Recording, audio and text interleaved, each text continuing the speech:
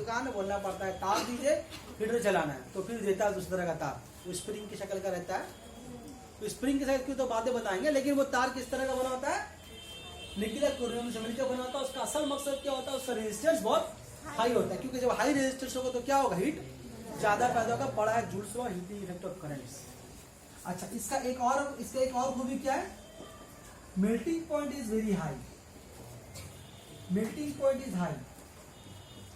क्यों melting point high बनाया जाता है, क्योंकि आमतौर पर कोई मेटल क्या होता है, पिघल कर वो गर्म होकर पिघल जाएगा, और कभी कभी पिघल कर टूट भी सकता है।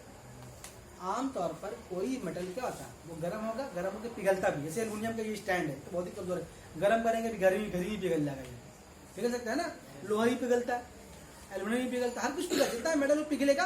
हाँ, वो कुछ ऐसा कम टेम्परेचर, कुछ क्या होता है हाई टेम्परेचर पिघलेगा, लेकिन जरूर। तो ये जो हम लोगों का जो क्रोमियम जो वायर है, जो कि निकल क्रोमियम से मिलकर बना हुआ हीटर का, इसको ऐसा डिजाइन किया जाता है कि इसका मेल्टिंग पॉइंट बहुत हाई है।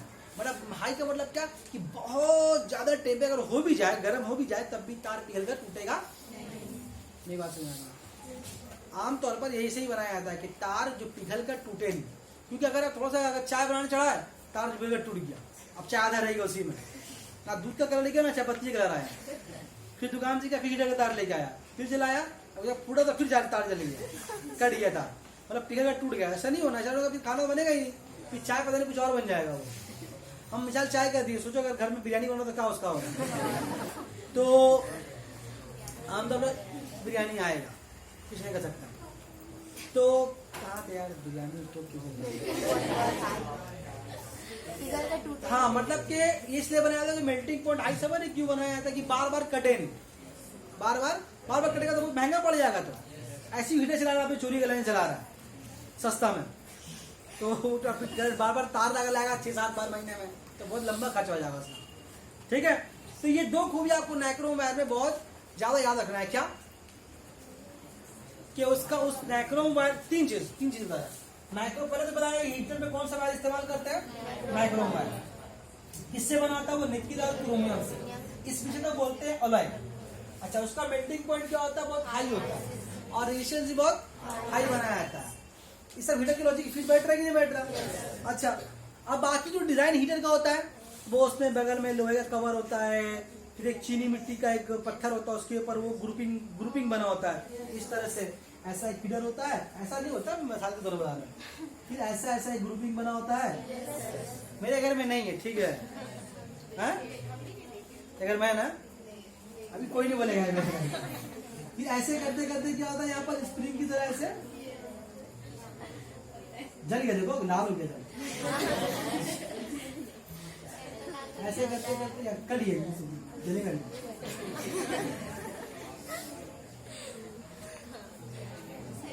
फिर ये तार यहाँ से निकल कर एक तो यहाँ पर ऐसा मोटा सा प्लग रहता है, ये ऐसा बनाया, ये लग रहा बैडमिंटन है ना।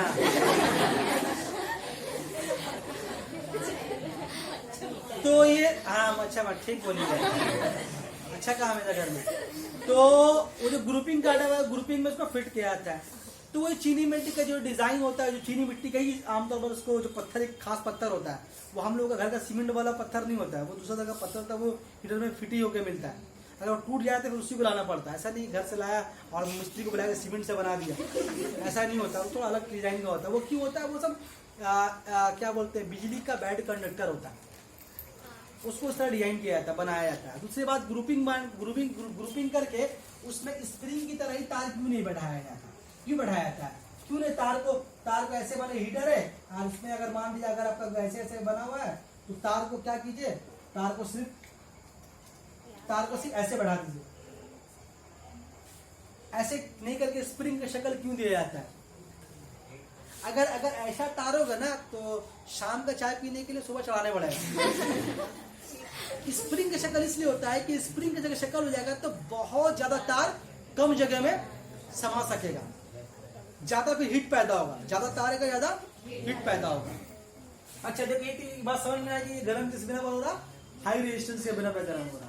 अच्छा, जब हम लोग करंट जब सप्लाई करते हैं तो वो संग गर्म नहीं हो जाता, बोलो क्या होता है, टाइम लेता है। यहाँ पर वो बोला इसका लॉ काम कर रहा है कि heat directly equal to time, जो हीट पैदा होगा, हीट पैदा होने में टाइम लगेगा, जितना हीट गुजरेगा टाइम उतना ज्यादा पैदा होगा।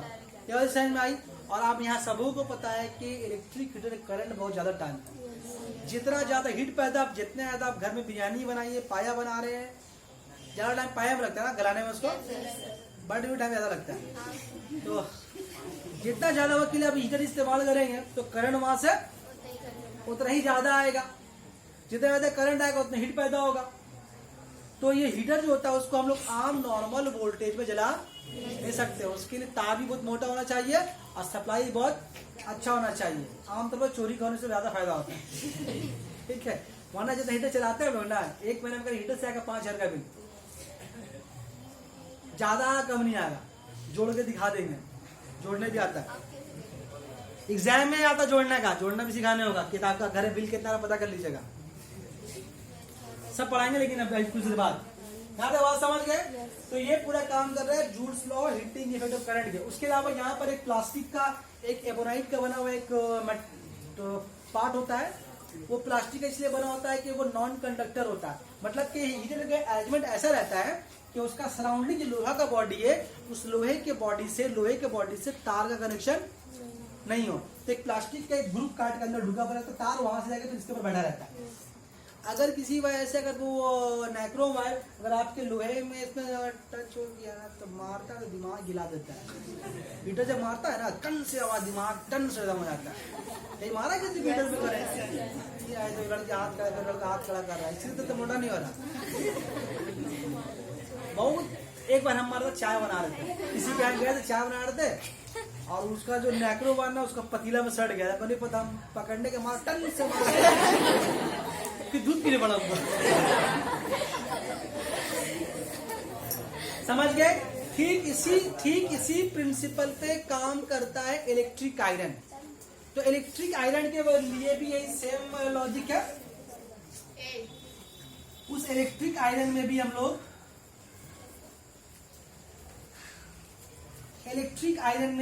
क्या करते हैं, इसी नाइक्रोम वायर को ही इस्तेमाल करते हैं। जो अगर आप इलेक्ट्रिक आयरन नहीं देखे हैं तो कभी घर में खोल के देखिएगा, अकेले में, लेकिन है तो भाई अम्मी तो गर्म हो जाएंगे। सपोज कीजिए ये आपका इलेक्ट्रिक आयरन है, ठीक है, भाई का दहेज मिला है, ठीक है। तो इसका बेस प्लेट ऐसे दिखा रहे भाई, हैंडल पीछे उसका। तो इसका बेस प्लेट लोहे का बना होता है, ठीक है, जो कपड़े के ऊपर चलता है। उस बेस प्लेट के ऊपर एक प्लेट होता है, उस बेस प्लेट के ऊपर एक पतला सा इसी कलर का होता है, लेकिन ये नहीं होता, इसी कलर का होता है। उसको बोलते हैं मीका प्लेट। इस प्लेट को बोलते हैं मीका प्लेट। उर्दू में बोलते हैं अबरक का चदरी, मीका प्लेट। इसके ऊपर क्या होता है, नाइक्रोम वायर,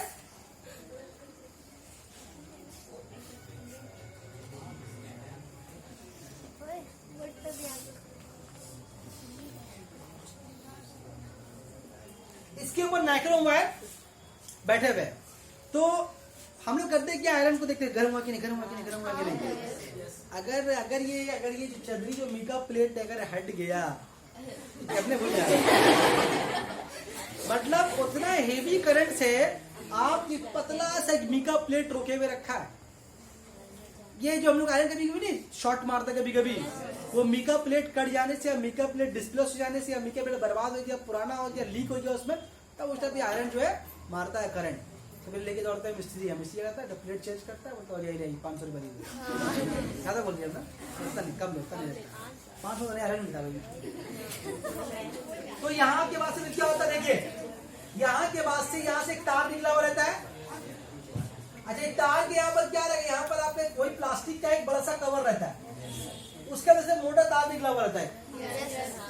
मतलब ये ऐसा अरेंजमेंट रहता है कि आपका ये नाइक्रोम जो वायर है इस लोहे के बेस प्लेट को टच ना करे, ठीक। तो नाइक्रोम वायर के बारे में तो बता दिया क्यों इस्तेमाल करते हैं उसको, उससे हीट लेते हैं हम लोग, लेकिन वो करंट भी दे सकता है ना।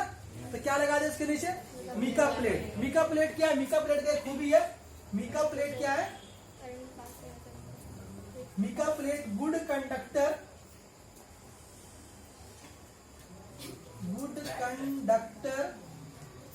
Of heat. मिका प्लेट जो है हीट का गुड कंडक्टर है, बट वो वाला बट नहीं, but bad conductor of electricity.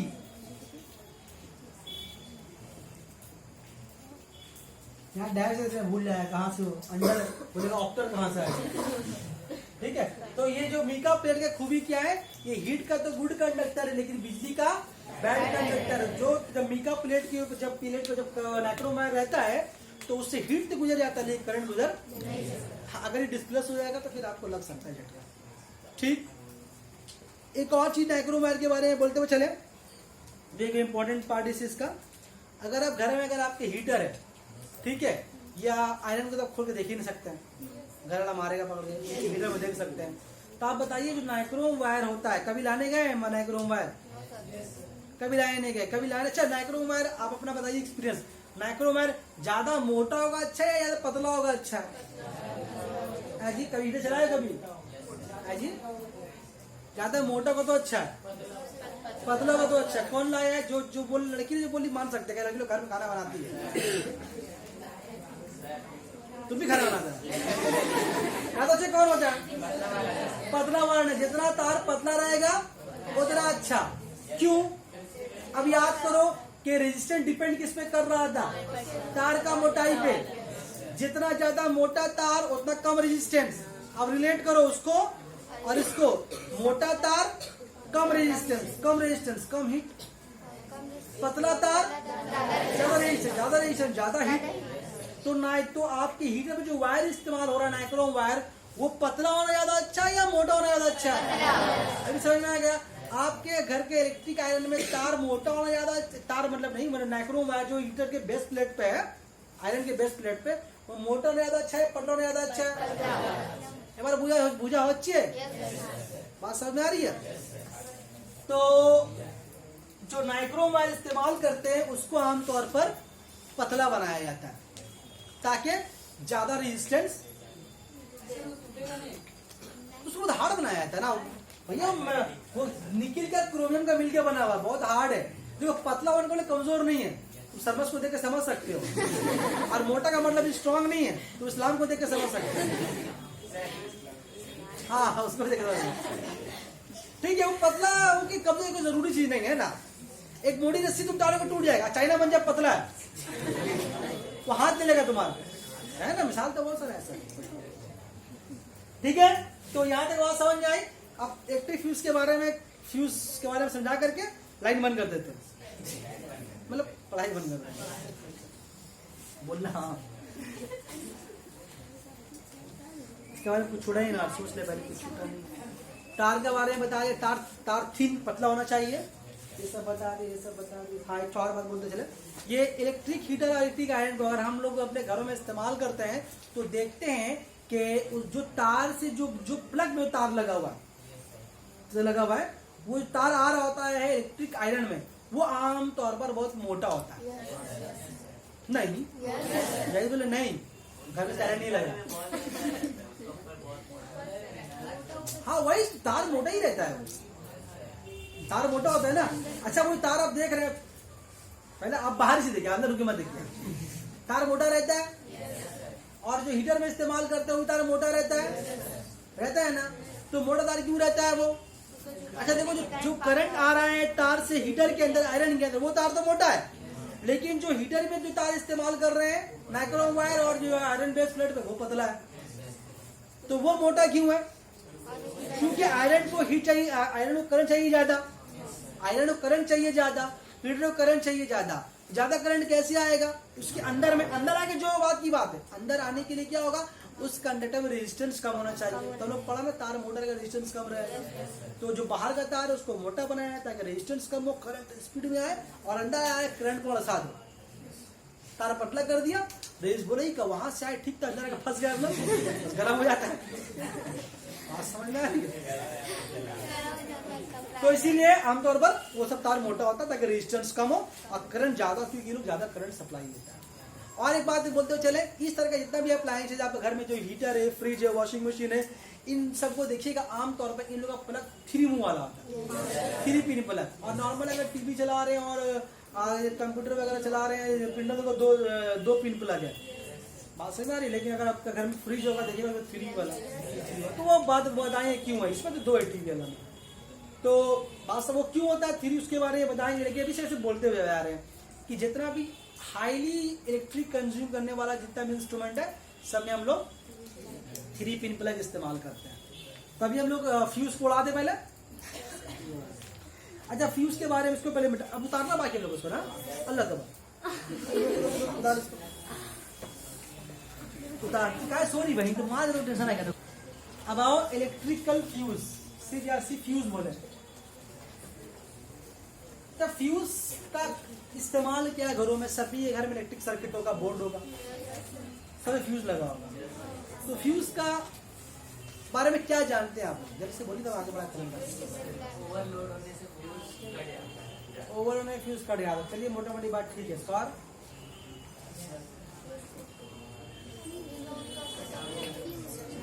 Fuse के बारे में क्या जानते हैं आप? ये फ्यूज भी काम करता है Joule's law heating effect of current पे। फ्यूज का तार कहीं बांधे आप? कौन बांधा कटने पर? अच्छा, जब हम लोग आम तौर पर फ्यूज का तार अभी बांधे हैं तो बांधते हैं तो क्या करते हैं? तार मोटा लेते हैं ना पतला लेते हैं? पता लेते हैं ना, सही बोला। जितना तार पतला रहेगा उतना सेफ्टी है, तार जितना मोटा उतना खतरनाक। आप लोग कभी देखे हैं? खुद से मत देखिए, बोले घर वाले दिखाई नहीं बोलिएगा, ठीक है।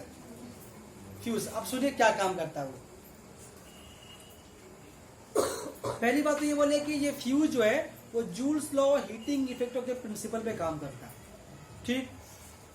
कभी कभी होता क्या है, देखिए हम लोग घर में जो बाहर से लाइन सप्लाई पहले आ रहा है, जो बाहर जो करंट आ रहा है मेरे पास, पहले हमारे बोर्ड में आता है। बोर्ड में आने के बाद सबसे पहले कहाँ पर आता है? फ्यूज में। फ्यूज से वो पूरे स्विच में आता है। जो मिस्त्री काम करता है, पहले जो आपका लाइव वायर जो तार आपका होता है वो जोड़ता है आपके फ्यूज में, फिर फ्यूज से जो करंट आएगा वो जोड़ेगा आपके बाकी स्विच में, पंखा का, टीवी का, घड़ी का, रेडियो, टेप, प्रिंटर, जो भी जोड़ेगा, जो आपको जोड़ना है बाकी स्विच में जोड़ देगा वो। असल कहाँ पर पहले आता है वो? फ्यूज। फ्यूज समझिए आपके बाहर का करंट का सप्लाई और आपके घर में करंट जो चलाना चाह रहे हैं उसके बीच का ब्रिज है, वहीं से हो करके करंट को आपके पास आना है। तो फ्यूज आमतौर पर इसलिए दिया जाता है कि कभी कभी ऐसा होता है कि वोल्टेज जब बहुत बढ़ जाता है, कभी कभी शॉर्ट सर्किट हो गया, कभी किसी ट्रांसफार्मर में आग लग गया, तो कभी वोल्टेज बहुत फ्लक्चुएट कर जाता है और बहुत ह्यूज अमाउंट में करंट दौड़ के आता है घोड़े में बैठ कर, ठीक है। तो जो जो करंट आ रहा होता है तो हमारे घर के सिस्टम को जो वायरिंग है वो डैमेज कर सकता है। डैमेज में ऐसा डैमेज कर सकता है, आप जला सकता है, आपके घर में आग भी लगा सकता है अगर करंट बहुत स्पीड से अगर आपके घर में अगर आ जाए। क्योंकि हम जानते हैं कि हम लोगों का सामान चलता है किस पर 220 वोल्ट, अचानक वोल्टेज बहुत बढ़ गया, वोल्टेज बढ़ेगा तो क्या बढ़ेगा? करंट बढ़ेगा, करंट बढ़ेगा तो क्या होगा? अंदर करंट आएगा तो मेरे तो पंखा बोलता हूँ 220 के लिए बने, जो देखो जो 440 तो क्या होगा? बैठ जाएगा मतलब जल जाएगा। तो क्या होगा, जब करंट किसी वजह से, कोई भी किसी वजह से भी जब करंट का सप्लाई बहुत ज्यादा हो जाए तो फ्यूज वायर अपने आप कट जाएगा, फ्यूज वायर कट जाएगा और आपके घर में जो हादसा होने वाला था वो फ्यूज को बचा लेता है। अगर फ्यूज वायर अगर नहीं कटेगा तो सारा ह्यूज अमाउंट करंट आपके घर के सर्किट में आएगा, सर्किट में आग लगेगा, आपके घर का सामान खराब होगा और बड़ा हादसा भी हो सकता है। बात समझ में आ रही है? तो ये जो पता तार जो बांधा जाता है, ये तार जो है ये काम करता है Joule's law heating effect of current के किस प्रिंसिपल पे काम करता है? H proportional to I square के प्रिंसिपल पे काम करता है। जितना ज्यादा हीट, जितना ज्यादा करंट उतना ज्यादा हीट। जब करंट बहुत ज्यादा मिकदार में आता है तो वो क्या होता है? फ्यूज वायर गर्म तो अभी भी हो रहा होगा लेकिन नॉर्मल आ रहा है, लेकिन जब करंट बहुत ज्यादा आएगा तो हीट बहुत ज्यादा हो जाएगा। और फ्यूज वायर का अपने एक मेल्टिंग कैपेसिटी होता है, पिघलने का स्लाइड होता है। जब तक वो बर्दाश्त कर सके या कर सकेगा, जब तक ये जब से गर्मी बर्दाश्त हो पिघल कर वो टूट जाएगा तो आपके घर का बत्ती तो मिस्त्री को बोला मालूम वो फ्यूज कट गया, तो फिर फ्यूज बंद चलाएगा, फिर आपका काम शुरू हो जाएगा। क्यों कट जाता है और क्यों ऐसा होना चाहिए? अगर मान लीजिए कि आपका फ्यूज का वायर अगर नहीं कटा मतलब नहीं टूटा, तो आपके घर में हादसा हो सकता है। तो उससे बचने के लिए जो हम लोग फ्यूज वायर जो बांधते हैं, ऐसा फ्यूज वायर बांधते हैं जिसका मेल्टिंग पॉइंट बहुत लो हो। मेल्टिंग पॉइंट वहां क्या देखा था हम लोग, हीटर में क्या देखा था, लेकिन यहां पर क्या है मेल्टिंग पॉइंट, फ्यूज वायर का जो मेल्टिंग पॉइंट है वो लो होता है। क्यों मेल्टिंग पॉइंट लो होता है? अगर मेल्टिंग पॉइंट हाई ले लिए, भले तार बांधे पतला, अब मेल्टिंग पॉइंट अब क्या ले लिए, हाई वाले ले लिए, वो पिघल ही नहीं रहा, हीट आ रहा है स्पीड में, वो पिघल ही नहीं रहा, आप एक को पिघला देगा। तो ऐसा जो फ्यूज वायर का जो वायर ऐसा होता है वो मार्केट से बोल के लेना पड़ता है। हम लोग घरों में बांध लेते हैं तांबा का वायर से, पतला वाला तार से, लेकिन नहीं बांधना चाहिए। वो मिलता है मार्केट से, फ्यूज का लगा हुआ फ्यूज तार ही मिलता है, लाके फिट कर देना पड़ेगा, तो उससे हादसा का चांस बहुत कम रहता है। तो खैर वो बात की बात, आपका मर्जी लाइए मत लाइए, हम जो बताना बता रहे हैं। तो अगर वो मेल्टिंग पॉइंट अगर बहुत हाई अगर हो गया तो क्या वो पिघलेगा नहीं, जब पिघलेगा नहीं तो करंट का सप्लाई आपके घरों के अंदर चला जाएगा। तो जब करंट का सप्लाई बढ़ जाए तो उसका पिघल कर टूटना जरूरी है। तो पिघल कर टूटने के लिए ऐसा वायर लिया जाता है इसका मेल्टिंग पॉइंट बहुत लो। यहाँ तक बात समझ में आई? अच्छा, तार आमतौर जो तार होता है वो कैसा लिया जाता है, थिन मतलब तार का जो थिन या ऐसे बोले लो क्रॉस सेक्शन एरिया,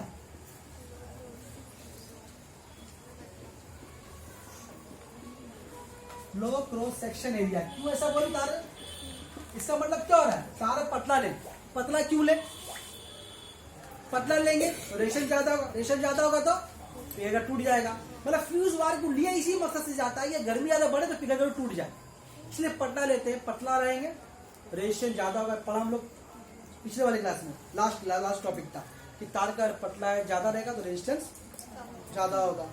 बात नहीं पढ़े हैं? और तार अगर मान लीजिए क्या बोलते हैं, ये पढ़ा था नहीं हम लोग, ये वाला जितना तार मोटा रहेगा कम रहेगा रेजिस्टेंस, कम पतला जितना पतला रहेगा उतना रेजिस्टेंस ज्यादा होगा। तो रेजिस्टेंस ज्यादा होने से क्या होगा, पड़ा जूस लॉ में हीट ज्यादा हो जाएगा। तो इसलिए सब चीज को एक साथ मेंटेन किया जाता है।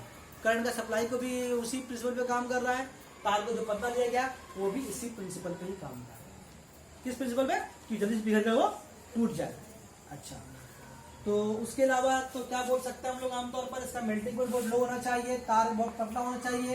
तीसरा, उसका रेजिस्टेंस बहुत हाई होना चाहिए, रेजिस्टेंस बहुत हाई। क्यों हाई होगा, जब हाई होगा तो जब रेजिस्टेंस ज्यादा होगा तो क्या होगा, तार जल्दी गर्म होगा, जल्दी पिघल टूट जाएगा।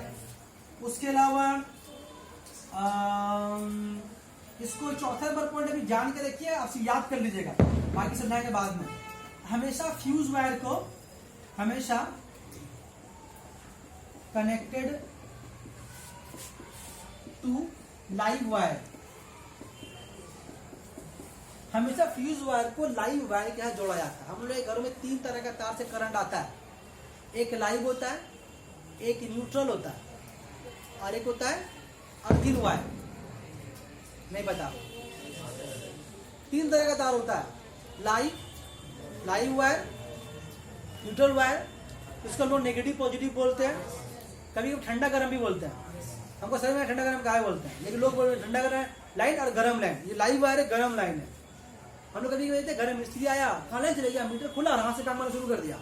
आपको लगा क्या मिस्त्री है, हाथ करंट छू दिया और हाथ से तो चला के वो छू रहा होता, न्यूट्रल वायर को छू, ठंडा लाइन को छू रहा होता है, लाइव वायर को छू नहीं रहा होता। उसको पता है कौन रंग का तार में लाइव करंट फ्लो कर रहा है, कुछ तो भी ककड़ा जाएगा, पिघला नहीं हो जाएगा, तो नहीं छूता है। बात सही, आप मत सोचिए करंट से दोस्ती इसका हो गया, करंट किसी का दोस्त नहीं है भाई, करंट से मजाक नहीं करेगा कभी। तो वो भी वो कौन सा रंग का तार तो वो भी बताएंगे, लेकिन पिछले क्लास में कल ही बता देंगे इंशाल्लाह। तो अभी क्या आपको याद रखना है कि जो फ्यूज कौन सा लाइव वायर के साथ, बोलो सर हम बोले कि आप जो बोले नहीं कि वो वायर होता है जिसको छूने से करंट नहीं लगेगा, तो अगर उसमें पानी पड़ेगा तो करंट नहीं लगेगा आपको, वो ठंडा तार है, लेकिन आपको तो मालूम नहीं है ना। मिस्त्री आता है वो, देखिए भाई अगर वो लाइव वायर करंट तार छू रहे हैं आप, वो तो भीगा रहेगा, बाद सूखा रहेगा तो भी मार देगा आप, तो भीगा हुआ क्या छुएगा उसको, लेकिन आपको तो तार का कलर का पहचान तो नहीं है, तो आप कभी रिस्क मत लीजिएगा ये वाला, ठीक है, कभी रिस्क नहीं लीजिएगा भाई। अच्छा, उसके बाद किस पे काम करता है वो भी लिख दे, जो एग्जाम में क्वेश्चन पूछता है, works on heating effect of current, इसी प्रिंसिपल पर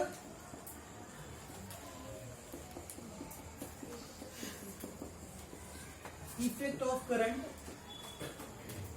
करंट बोले तो इलेक्ट्रिक करंट,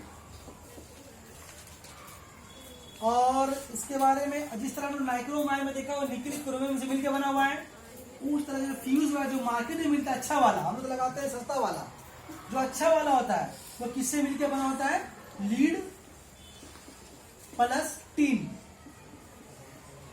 हीट का फॉर्मूला है पीबी, टीन का फॉर्मूला है एसएन। इसे लिख रहे हैं, कभी कभी एग्जाम में फॉर्मूला से पूछ लेता है, उसमें लीड होता है 75% और टीन होता है 25%। मिश्रण को क्या बोलते हैं बताया हम लोग, अभी बताया अलॉय बोलते हैं।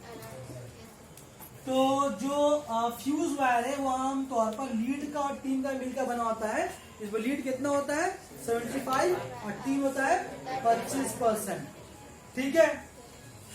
अच्छा, 7वां नंबर पॉइंट इधर लिख देते हैं, शायद आखिरी पॉइंट है ये वाला। 7वां नंबर पॉइंट में क्या हो रहा है, चूंकि इसका मेल्टिंग पॉइंट बहुत लो है इसीलिए इसका रेजिस्टिविटी ज्यादा होता है, हाई रेजिस्टिविटी। क्या चीज है इसमें आप साथ में कैसे मार खाइए, हाई रेजिस्टिविटी, क्योंकि रेजिस्टेंस हाई है इसलिए उसका रेजिस्टिविटी भी हाई है। जो फ्यूज के बारे में आपका 7 इंफॉर्मेशन लिखा है, 7 तो अपने आप में एक शॉर्ट क्वेश्चन है। अब एक एक करके आ सकता है, या बीएमसीक्यू में वाला आ सकता है, ट्रू फॉल्स में वाला आ सकता है, कुछ भी कहीं से भी आ सकता है। 7 पॉइंट लिखा है, 7 पॉइंट डाल दिए, थोड़ा देखें तो बचा है कि नहीं इसमें। अच्छा, लाइव वायर से जोड़ते हैं किससे उसको, फ्यूज को लाइव वायर जोड़ते हैं। और अभी इधर कुछ बोलने का नहीं है, देख लें। हाई रेजिस्टेंस हो गया, low melting point, low melting point बोला है, हाँ मेल्टिंग पॉइंट लो बोल दिया है, uniform area of cross section बोल दिया है। अच्छा, एक थीम तो होना चाहिए, थीम तो हो, साथ में यूनिफॉर्म भी हो। यूनिफॉर्म का मतलब क्या बता दे रहा है उसको, यूनिफॉर्म का मतलब जो है तार जो है इक्वल क्रॉस सेक्शन एरिया का हो। अब तार ऐसा नहीं हो, हम बड़ा करके दिखा रहे हैं, तार ऐसे आ रहा है, तार भी कहीं मोटा हो गया, तार कहीं पतला हो गया, फिर तो ऐसे हो गया, ऐसा तार लेकर ना नहीं ऐसा ले। हम तो बड़ा, तुमको समझ में नहीं जाएगा, तार छू के तुमको मालूम नहीं होगा। तो अगर तार का अगर एरिया ऑफ क्रॉस सेक्शन अगर सही नहीं हुआ तभी हादसा हो सकता है, ठीक है। सारा मकसद क्या है कि अगर आपके घरों में कभी भी करंट का सप्लाई बढ़ जाए तो फ्यूज का तार घर का टूट के खत्म हो जाए, आपका घर का टीवी क्या चाहिए, फ्रिज, वॉशिंग मशीन से बच जाए। और भी कुछ है किताब में इसका, और रहने दो, आज कितना बहुत हो गया, देर भी हो रहा बहुत, सबको घर भी जाना है, आप लोगों को भी जाना है। अगले दिन फिर हम लोग इसके आगे बढ़ेंगे, कल ही बोलेंगे तो, अरे भाव हाँ तो हाँ सेव कर दो।